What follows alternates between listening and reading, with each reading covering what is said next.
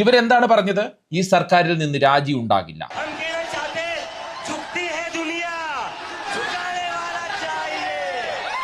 ലോകം കീഴടങ്ങും, അതിന് തക്ക പ്രാപ്തിയുള്ളയാൾ വേണമെന്ന് മാത്രം. അതായത് 12 വർഷത്തെ മോദി ഭരണത്തിനിടയിൽ ഒരു വീഴ്ചയുടെ ഉത്തരവാദിത്വം ഏറ്റെടുത്ത് രാജിവെക്കുന്ന ആദ്യ മന്ത്രിയാണ് ധർമ്മേന്ദ്ര പ്രധാൻ. നമ്മൾ ശ്രദ്ധിക്കണം, ആദ്യ മന്ത്രിയാണ് ധർമ്മേന്ദ്ര പ്രധാൻ. അതാണ് അഭിജിത് ദീപ്കെ ഇവിടെ സൂചിപ്പിച്ചത്. അതായത് ചരിത്രം വഴിമാറും ചിലർ വരുമ്പോൾ എന്ന് തന്നെ നമുക്ക് പറയാം. സത്യത്തിൽ വെറും കൂറകളെന്നും പാറ്റകളെന്നും ആ പാറ്റകളെ തല്ലിക്കൊല്ലുമെന്നും ആക്ഷേപിച്ചവർക്ക് മുന്നിൽ CJP എന്ന കൂട്ടായ്മ, യുവജന വിദ്യാർത്ഥി കൂട്ടായ്മ ഉറച്ചു നിന്ന് പോരാടി നേടിയെടുത്ത വലിയ വിജയമാണ് ഇത്.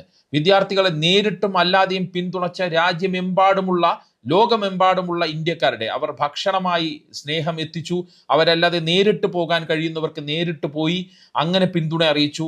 അങ്ങനെയുള്ള ഇന്ത്യക്കാരുടെ വിജയം കൂടിയാണ് ജന്തർ മന്ദറിൽ കണ്ടിരിക്കുന്നത് എന്ന് തന്നെ പറയാം.